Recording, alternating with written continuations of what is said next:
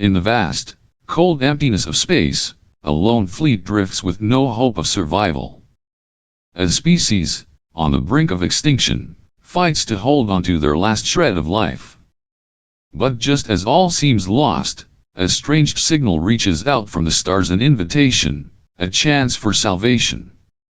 What happens when two civilizations, once separated by distance and distrust, find a common bond? In this story, humanity's willingness to help, without expecting anything in return, changes the fate of an entire species. This is not just a story of survival. It's a story of compassion, of rebuilding from the ashes, and of the unspoken ties that connect us all. What happens when hope arrives in the form of strangers, willing to risk everything for those in need?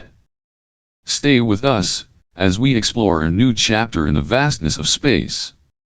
In the cold, desolate emptiness of space, the Astra fleet drifts, aimless and silent.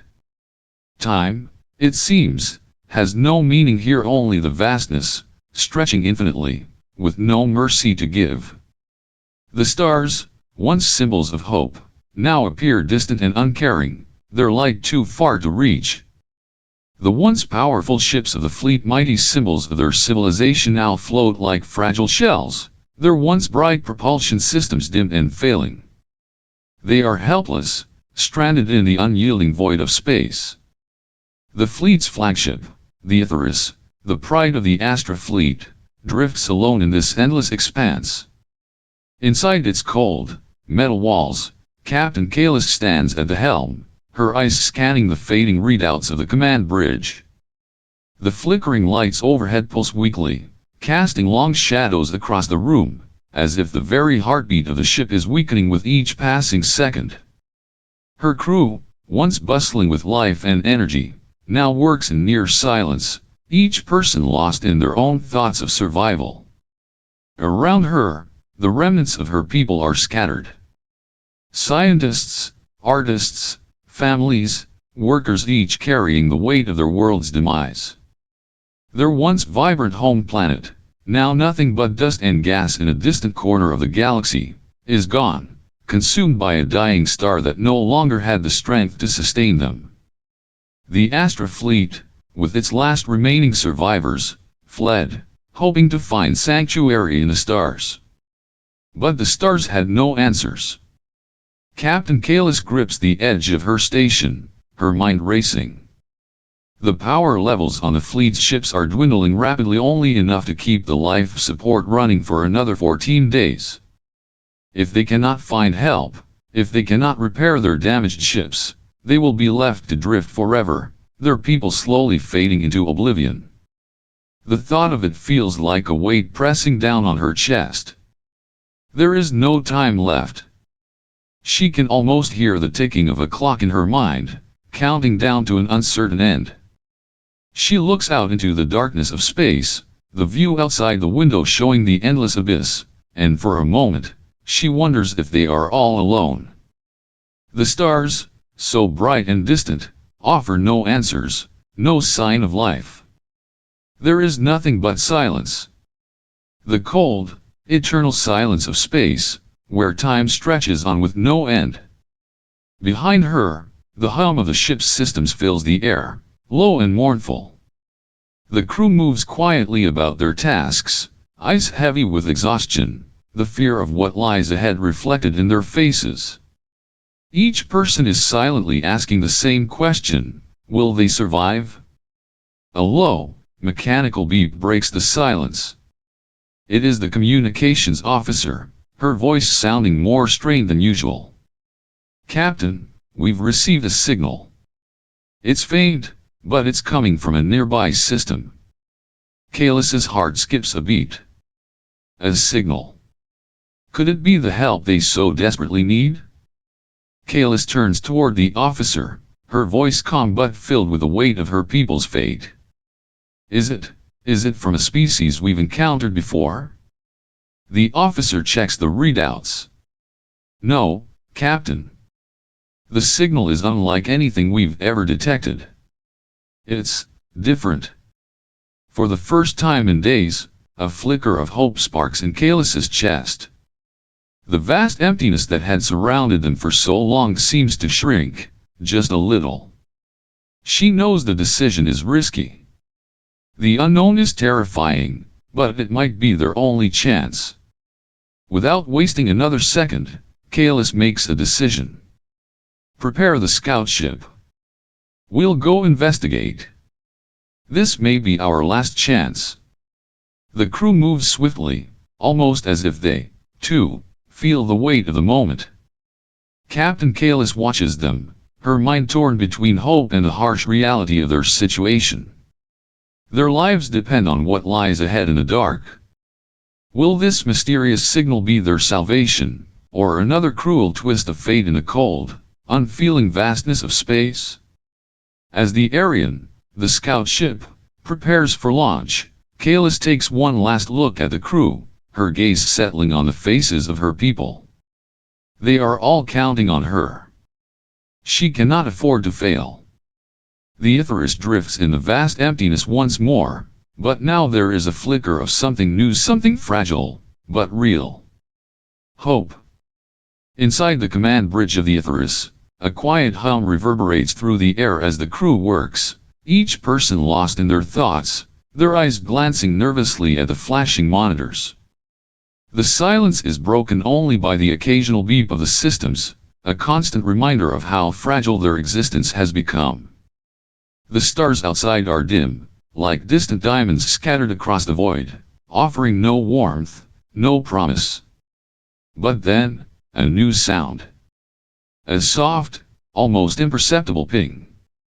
Communications Officer Lyra sits up straight, her eyes snapping to the console before her. Her hands hover over the controls, hesitant, but curiosity pulling her forward. The signal is faint, barely noticeable, but it's there. It's different from any signal they've received before. A low murmur rises around the bridge as the crew senses the change. Captain Kalis turns her gaze toward Lyra, her sharp, amber eyes narrowing slightly in question. Do you hear it? Kalis asks, her voice calm but tinged with a weight of hope. Lyra nods, her fingers gently tapping at the console as the signal fluctuates. It's a rhythmic pulse, like a heartbeat, but so faint that for a moment, it could almost be mistaken for interference. But no, it's something more. Something alive. It's a signal, Captain. A message, Lyra replies, her voice barely above a whisper, as if speaking too loudly might make it vanish. From a star system not far from here. I've never heard anything like it before. It's structured. Not random. A sign of intelligence. A ripple of hope washes over the crew, but it's quickly followed by a tide of fear. Could this be what they've been searching for? A chance for survival, a sign that they are not alone in the vast, unfeeling void of space? Kalis remains still for a moment, her mind racing through every possibility. She knows the risks. Sending a scout vessel to investigate an unknown source of contact is dangerous. But the silence of space has stretched on for too long, and their dwindling resources leave them with no other choice. Prepare the Arian, Kalis orders, her voice steady. We'll send a scout vessel to investigate. Lyra, keep tracking the signal. We need to know more before we make contact. The Arian, a small scout ship, is launched with precision, its sleek form cutting through the emptiness of space. It's a fragile thing compared to the massive Icarus, but it is fast, its small size making it the perfect vessel for this dangerous task. The stars seem to grow dimmer as the Arian pushes forward, leaving behind the fleet and the quiet, flickering glow of their fading lights. As the Arian moves further away, the bridge of the Icarus grows colder. The officers fall into a heavy silence, each one grappling with their own thoughts. The unknown stretches out before them, like a vast sea of darkness. Every click of the console, every movement of Lyra's fingers on the screen, is another step into the abyss. The signal continues to pulse, faint but constant. It's as if the stars themselves are trying to speak, calling them forward, offering a fragile thread of hope in the boundless black. Kalis stands motionless, staring out at the empty expanse through the viewports. Her fingers rest on the cool surface of the console, the same one that has kept her grounded throughout this endless journey. Her crew is depending on her, her people are depending on her, and she feels the crushing weight of that responsibility. There is no room for error, no time for second thoughts. As the Aryan ventures deeper into the unknown, Kalis holds her breath, knowing that whatever comes next will shape the future of her people. Will this be their salvation, or another danger they are too weak to survive? The empty space swallows the Aryan, but something stirs within the dark. Perhaps it is the faintest flicker of light, a promise of something beyond the stars. Or maybe it is the unknown, moving closer with each heartbeat. The atmosphere is thick with tension, hope, and fear, as every decision feels weighted with the potential for either salvation or destruction. The vastness of space is mirrored by the deep internal silence that Kalis feels. Her crew, while working, is almost a blur of motion, but the stillness within the ship grows heavier. It's as if the space itself is pressing in on them, the coldness outside matching the unease inside. The signal, like a distant whisper, is an unexpected gift. It offers both a glimmer of hope and an overwhelming sense of uncertainty.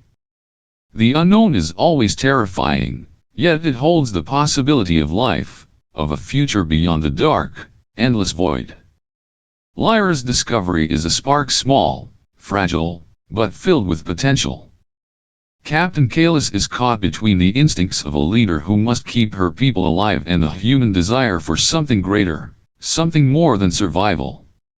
The Istrians are not just fighting for their lives, they are fighting for meaning in a universe that has shown them nothing but emptiness. As the scout ship ventures further into the unknown, it is the feeling of possibility tinged with fear that defines the moment. A step forward into something unfamiliar, where every light could be a beacon or a trap.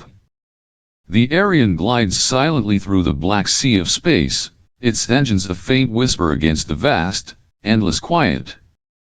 The stars around it seem distant, almost indifferent, but the crew feels the pull of something deeper, a sense of anticipation that grows stronger with every passing moment. Beyond the steady pulse of their ship's fading power, a new and unfamiliar energy stirs. It is the signal, the one that promises a sliver of hope. As they approach the outer edge of the human star system, the darkness begins to break apart. The first sign of something new, something alive, appears as a faint glow in the distance. It's small at first, just a shimmer in the blackness. But then it grows. Slowly, steadily, it grows, revealing itself to be a ship. A ship unlike any they've seen before, sleek and radiant, its hull gleaming white like a beacon in the darkness. Captain Kalis stands at the helm, her gaze fixed on the shimmering silhouette in the distance. The Istrians, all of them weary from their long journey and filled with uncertainty, watch in silence as the human vessel, the USV Resolute, glides toward them.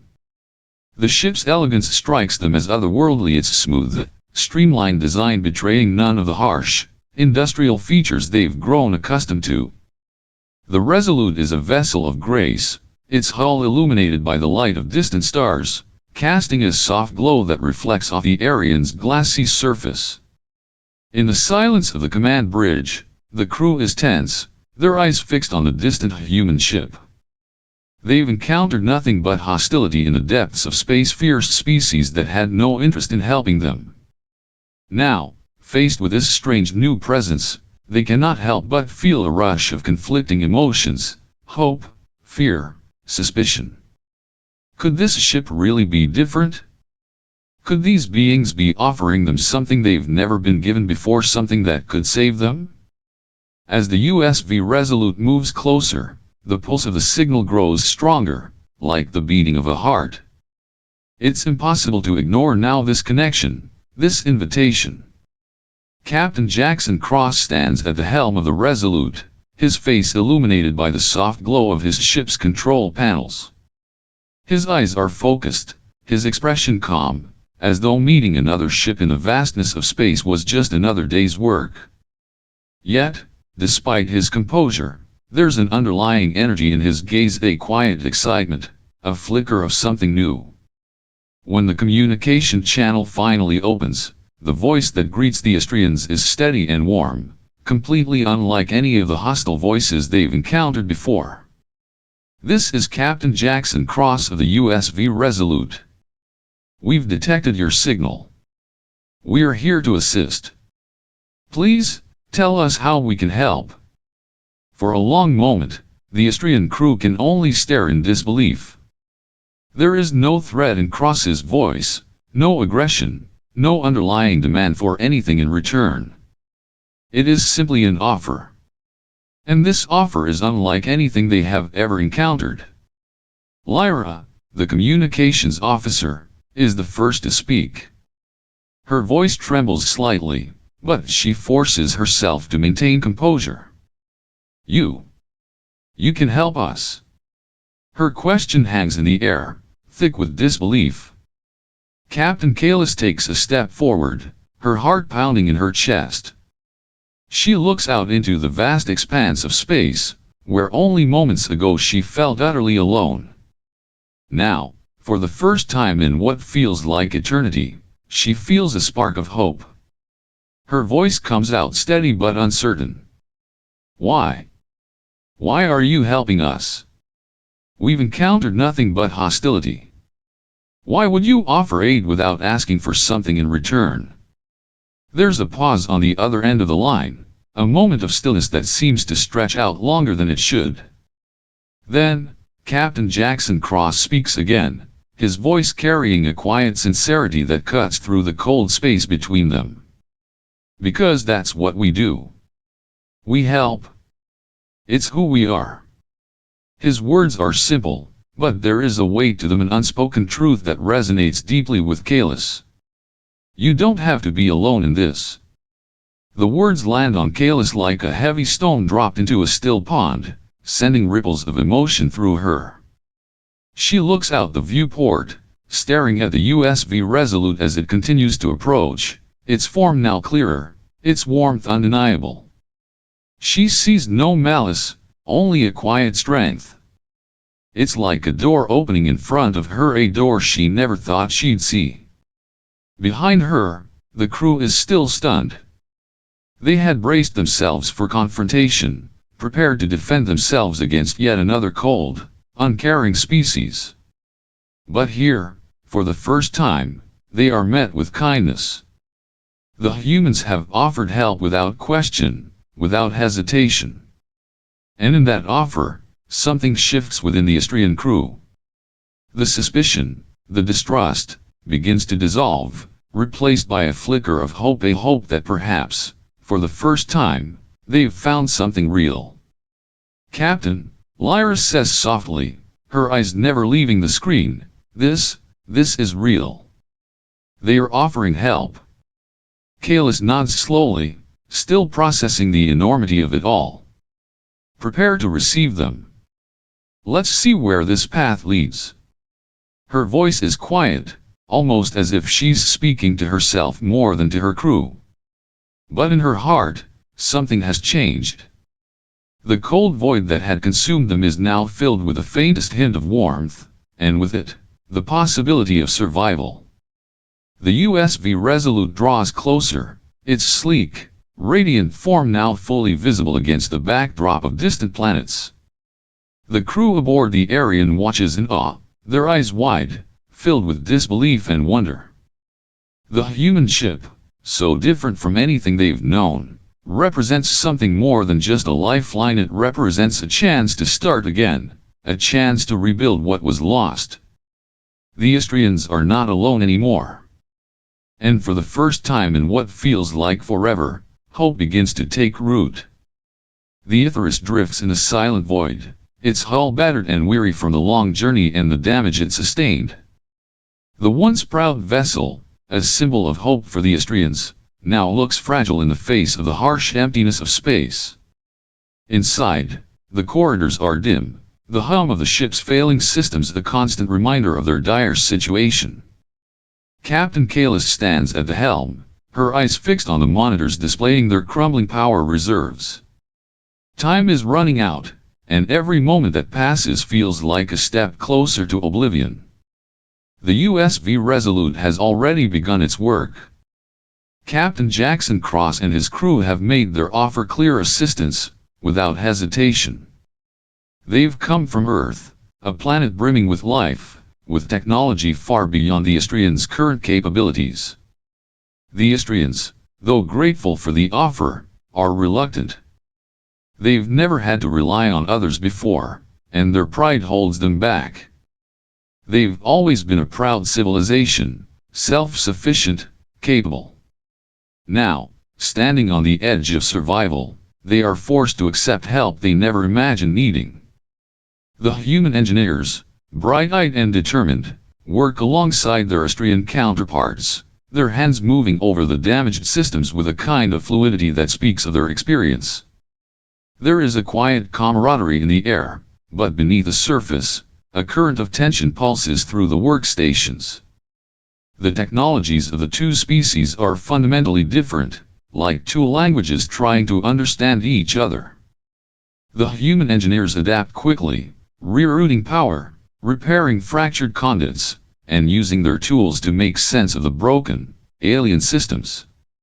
Security Chief Talon, however, is not so easily swayed. He watches from a distance, his sharp eyes scanning the humans as they move about, their smiles and friendly gestures an unsettling contrast to the unease growing inside him. He knows something the others don't. There's a danger in this. Humans don't help without a reason, he believes. Talon is convinced that they are here for more than just altruism. He's seen enough of the galaxy to know that no species offers help without expecting something in return. The humans, with their advanced technology, must have an agenda. As the work continues, Talon's suspicion only deepens. He watches the humans, noting the ease with which they adapt to Istrian systems. Some of the human engineers exchange quick glances, nodding as they solve technical problems with a kind of grace the Istrians cannot replicate. The technology that had once seemed so foreign is becoming more familiar, like a puzzle slowly piecing itself together. Talon feels a tightening in his chest. What if they are not just here to help? What if they are here to take, to steal, to profit off of the Istrians' suffering? His thoughts are interrupted by a quiet murmur from his second-in-command, Officer Rhea, who approaches cautiously. "We should be careful, Chief. The humans, are they really as innocent as they seem?" Talon looks at her sharply, his eyes dark. "You feel it too, don't you? Something doesn't sit right. They are too eager to help. And their technology, it's unlike anything we've ever seen. What if this isn't about survival at all? What if they want our technology?" Officer Rhea glances toward the humans, who are bent over their tools, laughing lightly as they discuss their work. She notices the warmth in their expressions, the ease with which they share knowledge. But despite this, she can't shake the feeling that Talon might be right. "What do we do, Chief?" Talon's expression hardens as he steps away, his boots clicking against the cold metal floor. "We watch. And when the time is right, we act." Meanwhile, on the other side of the ship, Captain Kalis stands at the viewport, gazing out at the black void of space. Her thoughts swirl. This is their chance. This could be the lifeline they've been desperately searching for. But Talon's suspicions gnaw at her. Could the humans really have no ulterior motives? She doesn't know, but she must trust in the one thing she's always relied on, the survival of her people. And, perhaps, a little bit of faith in the unexpected. Inside the engineering bay, the Istrian and human engineers continue to work, side by side, with only the soft clinking of tools breaking the silence. Talon watches closely from the shadows, his gaze never leaving the humans. He notices the way their fingers move deftly, the way their eyes dart across screens, calculating and fixing with an almost unnatural efficiency. The two species are working toward the same goal, but Talon can't shake the feeling that the humans are not just repairing the ships, they are gaining access to something far more valuable, the Istrian technology itself. He's sure of it. The propulsion systems. The weapons systems. The Istrians have always been secretive about their advanced technology. But now, with the humans on board, everything is being opened up, examined, studied. Suddenly, one of the human engineers, Sophia, looks up and catches Talon's gaze. There's no fear in her expression, only curiosity. She offers a small, genuine smile. "How are we doing, Chief?" she asks, her voice warm and friendly, almost too friendly. Talon narrows his eyes, his lips pressing into a thin line. "You're doing well," he mutters, his voice cold. But even as he says the words, a seed of doubt begins to sprout in his mind. Maybe he's wrong. Maybe they are helping. Maybe they are here to save them. But deep down, he knows that the stakes are too high. The future of the Istrians depends on this fragile alliance. And if the humans are hiding something, Talon will find out. There is no room for mistakes. In the end, the Istrians and the humans continue to work side by side, the ship slowly beginning to take shape once more.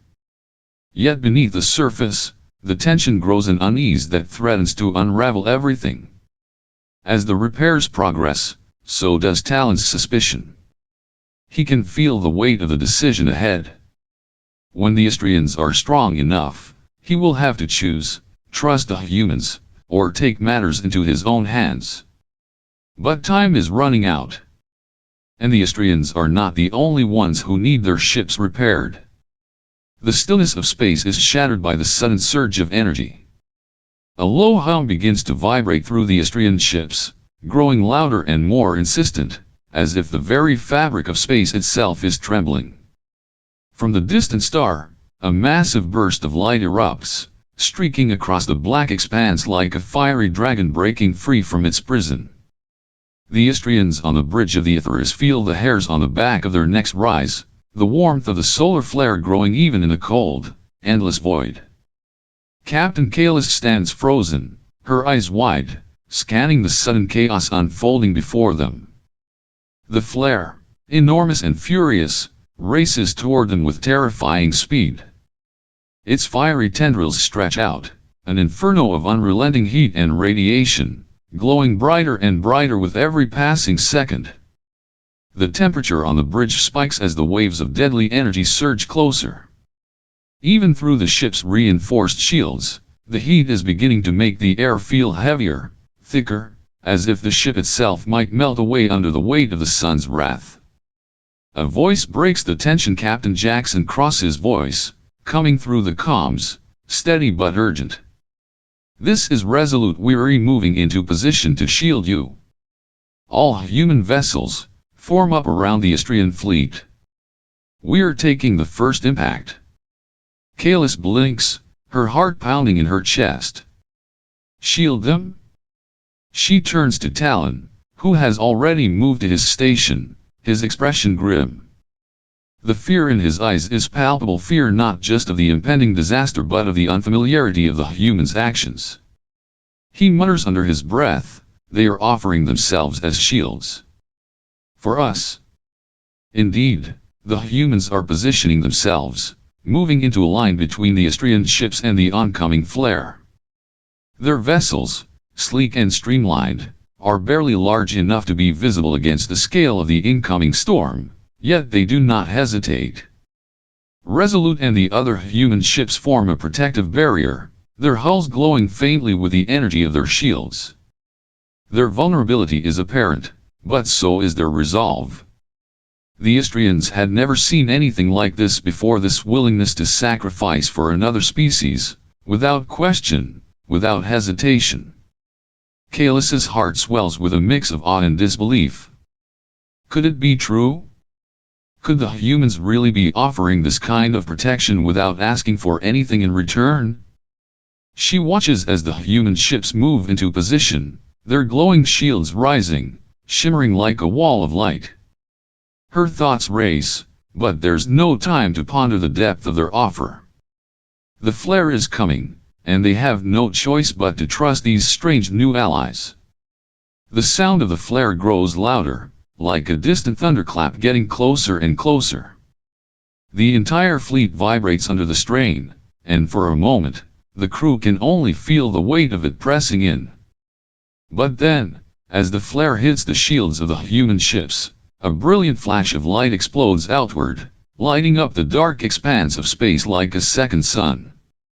The heat is suffocating, the sheer intensity of it unfathomable. The human ships hold firm, their shields glowing bright, almost blinding in their brilliance. In the command bridge of the Icarus, the crew grips their stations as the ship shudders under the impact. Talon is silent now, his usual distrust replaced by a profound sense of awe. The humans are absorbing the brunt of the radiation, the very force of nature itself crashing against them. Their shields flare with energy, but the strain is visible. The ships waver, their hulls groaning under the pressure. Yet they do not retreat, they do not falter. They stand between the Istrians and destruction. Kaelus watches, her mind overwhelmed with conflicting emotions: fear, gratitude, disbelief. The Istrians had only ever known the harsh, unforgiving nature of the universe. Every species they encountered had wanted something in return, had been willing to take without giving. But here, the humans were offering everything without asking for anything. It was a kindness she could scarcely understand. As the flare continues its violent path through space, the human ships remain in place, their shields glowing brighter with each passing second, their hulls beginning to strain under the force. The energy from the flare surges against them, an unstoppable tide of power, and still, the humans hold their position. The flare's deadly energy crashes against their ships, their shields absorbing the brunt of the force, but Kaelus can see the toll it is taking. The human ships are glowing with an unnatural light, their shields flickering in and out as they absorb the deadly radiation. Then, after what feels like an eternity, the flare begins to pass. The harsh light begins to fade, the pressure lifts, and the Istrians can feel the weight of the disaster lifting from their shoulders. The humans have done it. They have shielded them, sacrificed their own ships to protect the fleet. The magnitude of the act begins to sink in, and Kaelus feels something she hasn't felt in a long time: relief. As the last of the flare dissipates, the crew of the Icarus is left in stunned silence. The human ships, battered but intact, begin to shift back into formation. There is no immediate victory celebration, no cheering. There is only quiet reverence. The humans did not just protect them, they gave everything they had to protect them. Kaelus's heart swells with emotion. She realizes, with a deep, humbling clarity, that these humans are not just allies, they are friends. Talon stands next to her now, his expression unreadable. But when he speaks, his voice is soft. "I was wrong, Captain. They truly are here to help." Kaelus nods slowly, her gaze still fixed on the human ships. "Yes, they are. And we will never forget what they've done for us."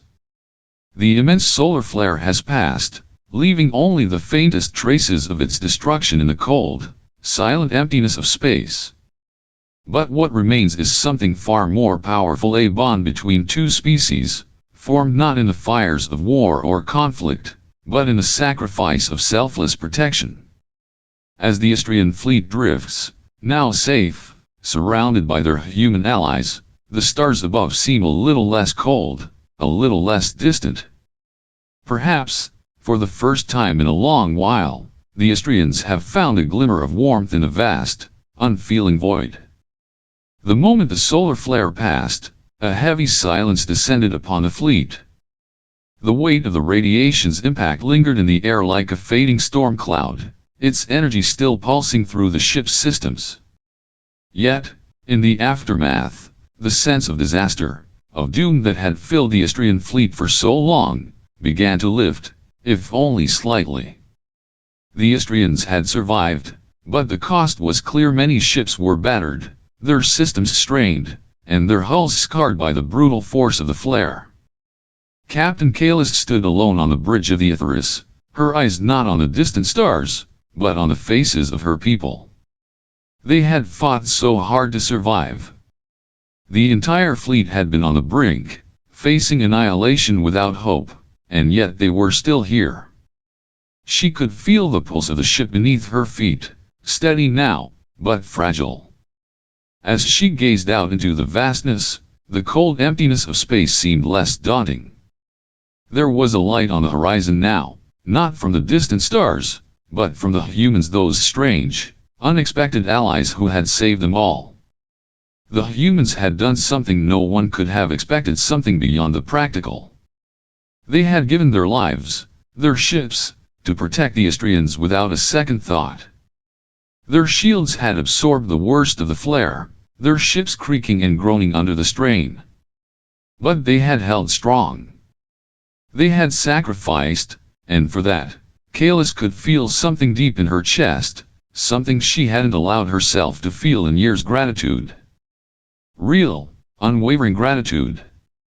Her eyes drifted to the quiet figures of her crew, scattered around the bridge. Each one had their own story, their own fears, their own doubts about the humans. Security Chief Talon, who had once been so filled with suspicion, now stood quietly by the viewport, his expression unreadable. He had been the loudest voice against the humans, yet now, in the aftermath, even he couldn't deny what had been done for them. Though his mistrust had not fully evaporated, something had shifted within him. It was subtle, but it was there, an understanding that had slowly taken root. "Captain," Talon said, his voice low but steady, I was wrong about them. The humans. They saved us. Not just with their technology, but with their actions. I've never seen anything like it." Kalis nodded slowly, her gaze still focused on the stars beyond. "Yes," she said quietly, "they did." Her heart still ached with the overwhelming weight of the sacrifice. "And we cannot forget that."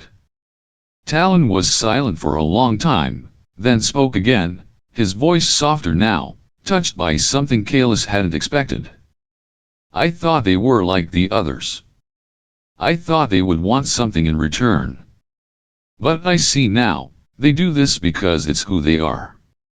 He paused, looking out into the distance, as if the stars held the answers to a question he'd only just begun to ask. "I think we can trust them." Kalis felt a quiet strength in his words. Her gaze shifted from the vast expanse of space to the screens in front of her, where data flowed steadily in their usual dance. The fleet was intact. They had survived the storm, but there was no time for rest. There was a new mission now, a new hope. "Prepare the fleet," she said, her voice firm. "We head to heaven. It's time to rebuild, together." The Astrian fleet, now reinforced by the human ships, begins its slow journey toward heaven. The journey ahead feels different now, more than just a search for survival. There is a new sense of purpose, an unspoken understanding between the two species. The vastness of space no longer feels so empty, so unwelcoming. For the first time in what seems like forever, there is a glimmer of possibility. Outside the Icarus, the stars seem a little brighter, and the blackness of space feels less oppressive. The USV Resolute and the other human ships trail alongside the Astrians, their hulls gleaming in the light of distant stars. The crew of the Aetherius watches in silence, feeling the weight of what they've just experienced. And then, slowly, something remarkable begins to unfold. The Istrians and humans, once wary of each other, begin to interact in ways that speak louder than any words ever could. On the deck of the Aetherius, Istrian children and human children play together for the first time in months. Their laughter fills the air, light and carefree, unburdened by the weight of the past. It's a simple joy, but it's a joy that speaks of a future. The children run, their small hands reaching for the stars that seem just a little bit closer now, as if the heavens themselves are no longer so far away. The adults watch from a distance, their hearts softened by the sight. Talon, standing next to Kalis, glances over at her, his expression less guarded.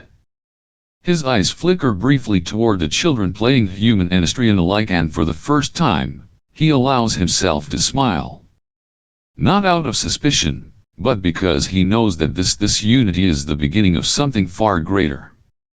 "We have a chance now," Talon says quietly, his voice thick with emotion. Kalis turns her gaze toward him, the weight of their shared experiences settling between them. "Yes," she replies softly, "we do." The stars ahead twinkle like distant beacons, inviting them toward something new, something bright. Heaven, the planet that promises life, hope, and a chance for a fresh start. Together, the humans and the Istrians will forge a future that had once seemed impossible. A future that now feels like it might just be within their grasp. For the first time in a long time, the Istrians feel the warmth of something they thought they'd lost forever, the possibility of hope. And as they approach heaven, they know that this new world, with its endless horizons and untapped potential, is just the beginning of what they will build together. The first step onto heaven feels like stepping into a dream. The air is rich with the scent of earth, fresh and untamed. It's a planet untouched by war, untouched by the bitterness of years spent wandering the stars.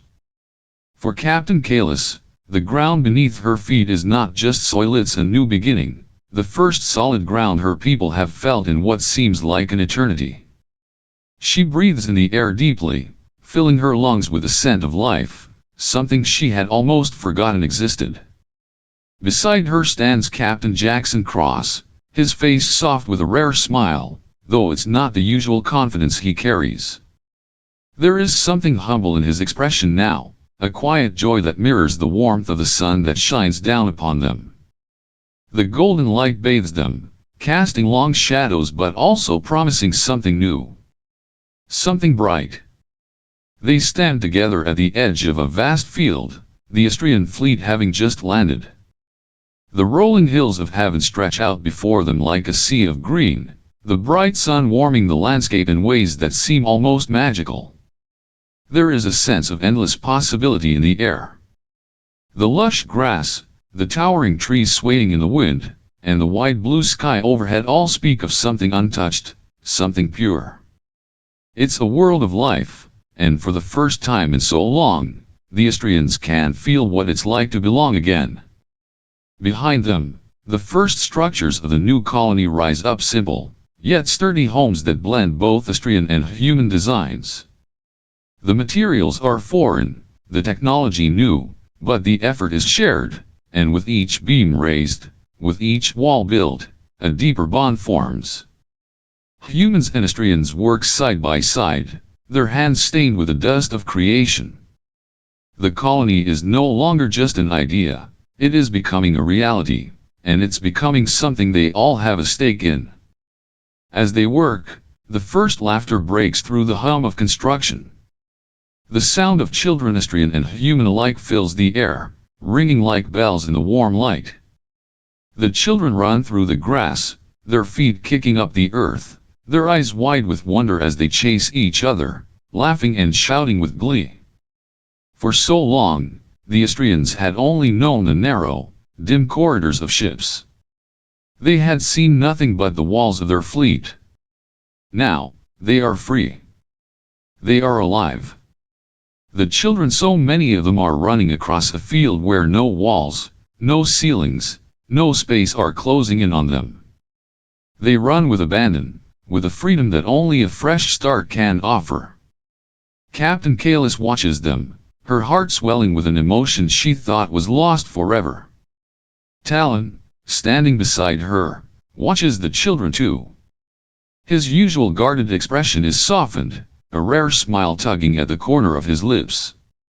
For once, he isn't a cynical officer concerned only with survival.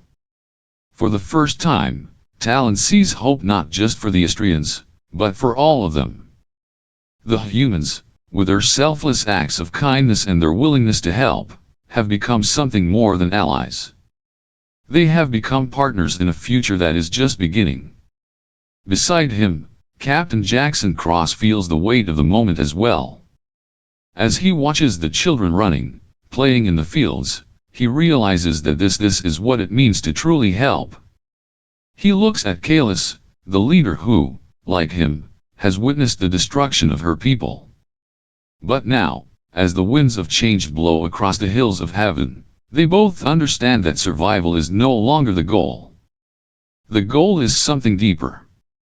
It's about rebuilding, about living again, about creating something together that neither species could have done alone. The sun sinks low in the sky, casting the entire colony in hues of orange and gold. The children's laughter echoes across the fields, mixing with the hum of construction, the soft sounds of humanity and Astrians working in harmony. The first of many buildings rises in the distance, their walls sturdy, a symbol of the new world they are building together. Captain Kalis stands tall, her eyes scanning the horizon. She feels the weight of the past, her people's suffering, their flight from their dying star, but it no longer defines her. The future stretches out before her, and for the first time in a long while, it feels like a future worth fighting for. Her hand, calloused and worn from years of battle, rests gently on the railing of the command deck. She can hear the distant laughter of children in the fields, feel the warmth of the sun on her face, and for the first time since the destruction of her home world, she feels something she never thought she'd feel again: peace. We made it. Her voice is soft, almost a whisper. Jackson Cross stands beside her, his hands clasped behind his back. Yes. Together. The last of the day's light falls over them, the shadows lengthening as the sun sets over heaven. The work is not done, and the journey ahead will not be easy. But as the first night on this new planet falls, there is no longer a sense of fear. There is no longer the uncertainty of whether they would survive. The children continue to play in the fields as the stars begin to emerge, shimmering in the vast, open sky. And above them, the Astrian and human flags now fly together, side by side, a shared symbol of their new beginning. The past is no longer a weight on their shoulders. It is behind them. And in front of them lies a future full of promise, full of possibility. Together, they will build this new world, not just for themselves, but for the generations yet to come. In the cold void of space, where silence stretches forever, something unexpected happened. A story unfolded, not of battle, but of compassion, a bond forged not in conflict, but in a shared struggle for survival. The Astrians, a species once filled with pride and certainty, found themselves broken and vulnerable. They had been adrift, their people scattered, their home lost to the fury of a dying star. But in the vast, indifferent universe, when all seemed lost, it was the humans, strangers from a distant world, who extended a hand. The Astrians had seen their share of hostility. They had traveled through space, encountering beings who cared only for their own survival, willing to sacrifice others for their gain. But the humans were different. They came not with demands, not with conditions, but with a simple, unspoken promise to help. Captain Kalis, once a leader of war and loss, found something new stirring within her, an unfamiliar feeling she hadn't allowed herself to experience in years, trust. Trust in the humans who had given everything without asking for anything in return. When the Astrians were at their most vulnerable, it was the humans who stood between them and annihilation. The selfless act of the humans placing themselves as shields against the deadly solar flare, without hesitation, without thought of personal cost, had transformed something deep within Kalis. She had been a soldier, a protector of her people, but never had she seen such pure sacrifice. The humans did not ask for power. They did not ask for loyalty. They did not demand anything for their aid, save for the simple hope that they might build something together. And that, to Kalis, was a kind of power unlike anything she had known. Hope. Trust. Unity. As the humans and Astrians worked side by side to rebuild, Kalis saw that this was not a simple alliance, it was something far deeper. It was a promise of a future where species could coexist, not out of necessity, but out of mutual respect. What had begun as a desperate act of survival blossomed into something more, a partnership. A relationship forged not in the crucible of conflict, but in the calm, steady hands of those willing to work together, despite their differences. Security Chief Talon, once the most suspicious of the humans, now walked with his head held higher. The deep scars of distrust that had marked his heart began to heal, as he saw that the humans' kindness was not a trick, nor a ploy, it was genuine. The weight of his cynicism lifted, replaced by something he had long forgotten: faith. Faith that not every encounter in space had to be one of fear. Faith that there could be allies in the most unlikely places. Together, the Astrians and humans began to rebuild not just their ships or their technology, but their shared future. The children, once confined to metal corridors, now ran freely across the fields of heaven. Their laughter echoed through the air, a sound that was foreign to the Astrians, who had known only the silence of drifting in space. The sight of their children playing, side by side with human children, was a quiet yet profound testament to the power of this newfound alliance. It was a promise that no matter how dark the universe seemed, there was always a spark of light, always a chance to rebuild, always a chance to hope. And as the humans and Astrians stood together, their hands working side by side, they were not just creating a new colony. They were creating a future where compassion was the foundation, and cooperation the tool. A future where the darkness of space no longer felt so infinite, no longer felt so cold. They had found warmth in each other. In the end, it was not the technology, nor the weapons, nor the strength of their fleets that bound them together, it was something simpler. It was the willingness to help, to sacrifice, to offer compassion without expecting anything in return. And in that simple act, a bond was formed that no war, no star, no force in the universe could break. Humanity, in its purest form, had shown the way. And in return, the Astrians had learned the true meaning of hope. In the coldest reaches of space, where the darkness seemed endless, two species had found light in each other. Together, they forged something new, something stronger than the sum of their parts. A new beginning, shaped by cooperation, compassion, and the belief that even in the most unlikely of places, hope can be kindled. In the end, it wasn't power, technology, or weapons that saved the day, it was something far more powerful: compassion. A selfless act of kindness, given freely, changed the course of history for two species.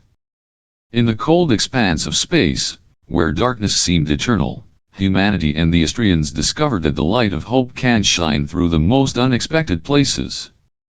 This story is a reminder that sometimes, the simplest gestures of kindness can spark the most incredible transformations. What does this story mean for you? How do you think compassion can change the world around us?